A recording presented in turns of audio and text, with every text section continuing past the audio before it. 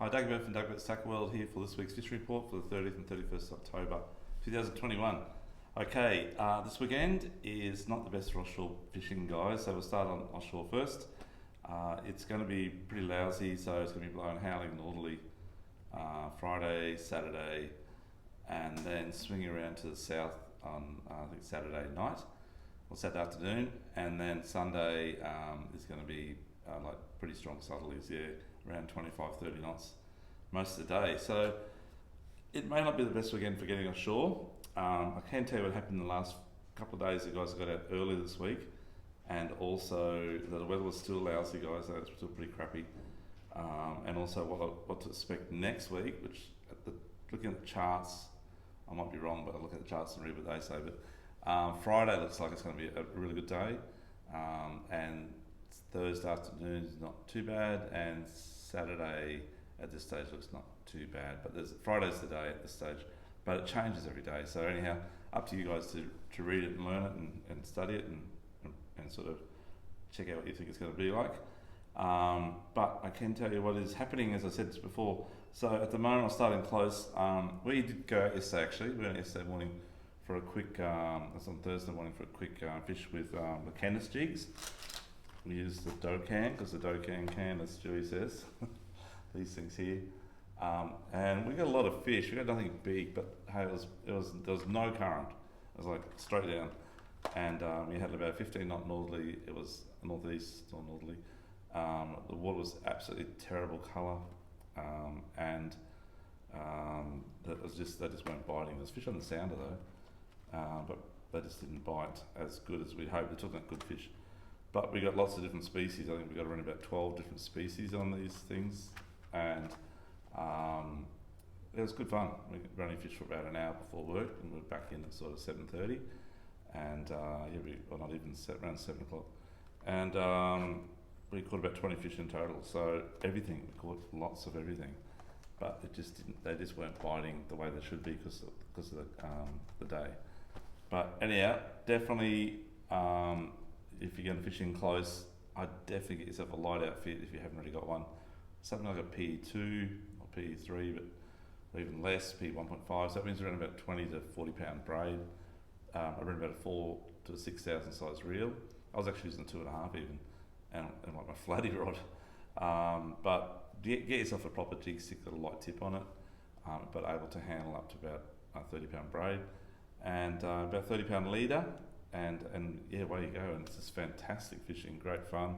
You cast up in front of the boat, let it come down, and leave the bail arm open as it's going down, of course, as if you're drifting, or current, cast up into the current, and then when it hits the bottom, it's just a very slow wind and lift the rod, and very slow wind as you come down, let it sit, and then lift it, and you're slowly bringing it back, and you'll actually feel the bang bang biting. And when we used them previously and got good fish on them, and when they are biting, it's the same progression, very slowly. You might do a bit of a quick one if you want, just for a little bit, then let it sit again, and you'll feel a bump bump, and then it'll be bang, or they'll just bump bump, and then it'll sit for a minute, and then they'll just whack it.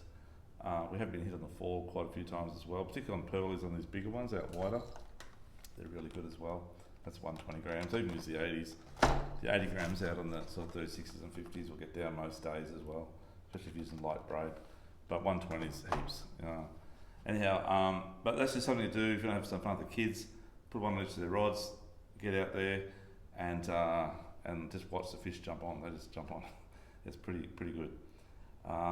But there were a few snapper caught on the 18 and 24 fathom reefs early in the week. Wednesday was about the last day that I've heard, which I'll post up on our other report sometime later tonight. But they weren't really big. They were not too bad size, up to about 5 kilos, just not a bad snapper.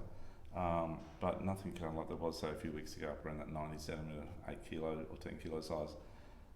But the water's warming up this week, got up to about 23. So expect to see more dollies starting to show up out a bit further, and obviously the little black marlin show up as well around the place, and stripey even still.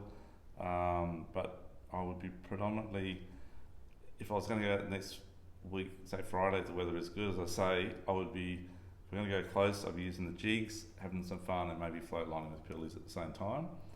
backing up into the current, and or sitting with your motor locked or at anchor, and just doing it that way with a good burley trail going.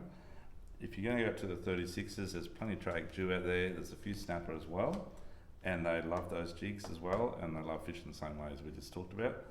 If you're going to go to the 50 fathom reef, I would definitely be using some jigs and having a last minute go at the kingies and amberjacks before they start to slow down as the water gets warmer.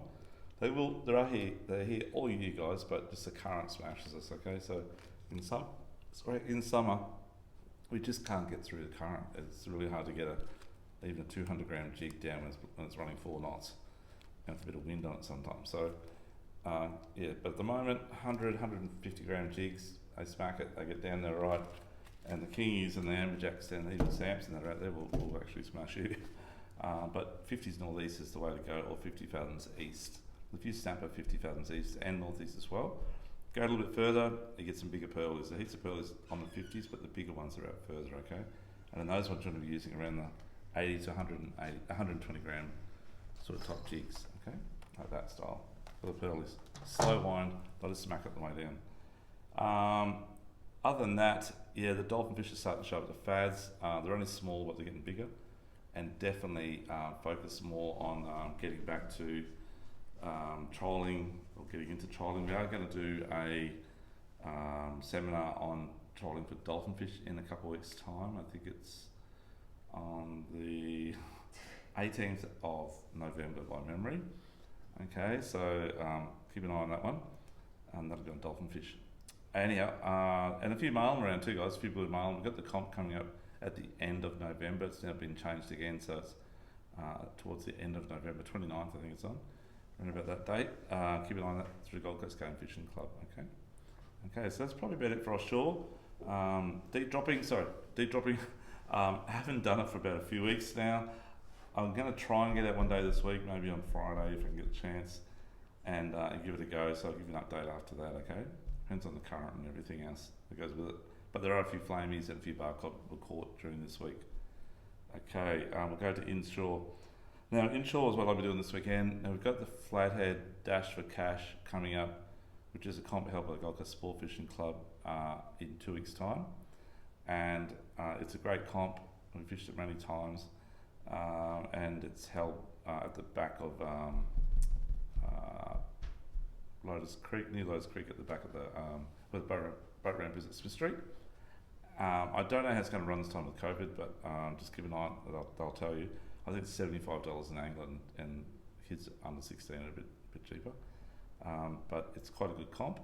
Now, we went flathead fishing last Sunday morning over the Seaway, and they're really on. They were on quite well. I'm not saying they're going to be there now, but they were last week.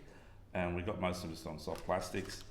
We did really well on boom baits, which are these fellows here, fishing at around about a 1/4 ounce jig head. I was casting right up on the edge of the rocks where the little sand patches are, and they work really well, okay? And the other thing I did well on was these Western plastics and dragon lures, that exact same one there, and the green, which I don't know if I got any left downstairs. I think there's some more just coming, I couldn't find them. The green and the orangey colour one, the gold one, were really good. So hopefully I have more of those on the wall the next today, maybe, or tomorrow. But they work really well, and I'm running those on about a 3/8 jig head, so a little bit bigger. Okay, so 1/4 on the little ones, 3/8 on the big one. Casting right up, hopping it into the next ledge, and then they'll follow it down. When you go to lift it, generally on there. Size is really good. We only got 2 fish under 50 centimetres, and the average was around about probably 57 to 63 centimetres. And young Lockie, that was fishing with his dad next to us, he got a 79, I think it was, and a 73 and a 71. There's lots of good fish there, okay? But with that comp coming up, you want to, if you are going to fish it, you need to be alternative in your methods and able to do other things as well. So that might only work for like half an hour during the certain stage of the tide. What is working really well as well is casting up on the flats and on the edge of the flats on the channels, the soft vibes, like those samakis. They really kick butt, and a bit bigger size as well. Okay, and when you get up on the flats on the high tide, you switch again and you go to these type of lures, which are like the athletes from These are Japanese from Jackson lures. They work really well as well. Okay, these things are probably our favourite casting lure up on the flats on the high tide for the big flathead and the run out tide as well. So you can't fish anymore up on the flats. This competition has held as the 5 biggest flatheads, so that's why I'm trying to get you onto the bigger fish. And that's the way you fish. So you progressively change your methods throughout that sort of 6 or 8 hour fishing time period that you have. Okay, the other thing that's happening at the moment, that's I've been jumping pin, obviously at Seaway. So jumping pin along Kalinga Bank and Short Island and Tank Bank on Crusoe Island on the north side of Crusoe. It's been fishing really well for that method at the moment. Those little soft plastics that we talked about in the soft fibres get around the Tippers Channel, Pandanus Island or the bedroom area, and also Jacob's Well Channel is pretty good, and the back at Tocumala Channel is also very good. So concentrate on those areas. The other thing's been happening in the Broadwater at the moment is squid. So the squid is still here. I can't believe this. So every weekend I've been out and caught squid still. I had a bit of a break there for about a month, but I went back out again. I got like 9 and 7. And I'm still catching them. So we just got in this week some new squid colours from Shimano, the Japanese squid jigs. The Egizyle, they call them, Cephia Egizyle, which means squid catch a lot. I held these the wrong way, so I'll give you 1 sec, folks. Try to get these in my hand right. So these squid jigs are 3 new colours. 2 of them are glow colours, and the motley sort of leopard type colour. I'm going to do two of them, see. So those 2 there are green glow, okay? And this is what I've been using mostly all the time. You would see me using these lures constantly in different colours. Really, really good. Okay, they glow, but not daytime. The glow is different to what we see, but the fish see it, or the squid see it. Okay, even this black one here is a glow colour. Not that I've ever seen black glow, but it does glow. Okay, and this colour here is also a new colour. I really like this colour, and it's called Kimura, which means purple glow. Okay, in Japanese. So it's a purple glow. I think you'll find the belly of that part would probably glow, or the dots that are on there. There's a few green dots on it that would glow up. So give the squid a go. It's a lunchtime high tide this weekend, or so you need to get out there, or afternoon, I take that back, it's about 2 o'clock high, or 3 o'clock on Sunday. So you need to get out there later in the day and find a spot out of the wind, probably up around the Grand or Bayview Harbour, and fish for the squid on the high tide, and you'll catch them just drifting the main channel and using squid jigs. Make sure they're on the bottom, okay? Other than that, there's a few jacks being caught. It's been very humid and very stormy this week. I would be casting either plastics, as in that style of thing there, along the edge of jetties, same as what we talked about for the flatties, same type of one, and casting those with about a 3/8 jig head, right on the edge of the pontoons, on the edge of walls and bridge pylons, okay? If you want to cast a hard body, these have been really good. The Fish Art ones last year, a lot of guys caught jacks on those. They're like a a squirrel type lure, which are made by Jackals, which we also have here in the shop. And this is a new colour from Rapala. It's a UV colour, but I think the jacks would be angry and want to smash that. And there's a new colour in the Jesters, which is probably one of our biggest selling jack lures last year. They're made by Jackson again. They're from Japan. It's just a kick-ass lure, that one there. Really, really good one. They get down, they catch fish. Okay, so go try the jacks up the rivers, around the canals at Ronay Bay, around Benoa, definitely up around Century Cove, but you've got to be careful you fish up that area. And at the back of the Nerang River, sort of, around Carrara and that area. Okay, give that a shot. And heaps of whiting around. So this week we've smashed the whiting as well, and we've got a lot of whiting this week in the rivers. In the Coombe River is probably our best area, and just using worms again. But I know Clint and Brad have been doing really well at the back of wave break, using unweighted yabbies as well, and also a few on little poppers as well, fishing the rising tide as it comes up. And we like the rising tide too. So if you're fishing daytime, just remember some whiting, folks, it's a running tide. and if you're fishing night time, it's got to be a run out tide. Doesn't matter where you are, this is the progression that works. And where you catch fish at the daytime, you won't catch them there at night, and when you catch them at night, you won't catch them there during the day. If you remember those two things for whiting, you'll catch heaps. Okay, just go with the flow. Okay, freshwater. We'll go to freshwater now.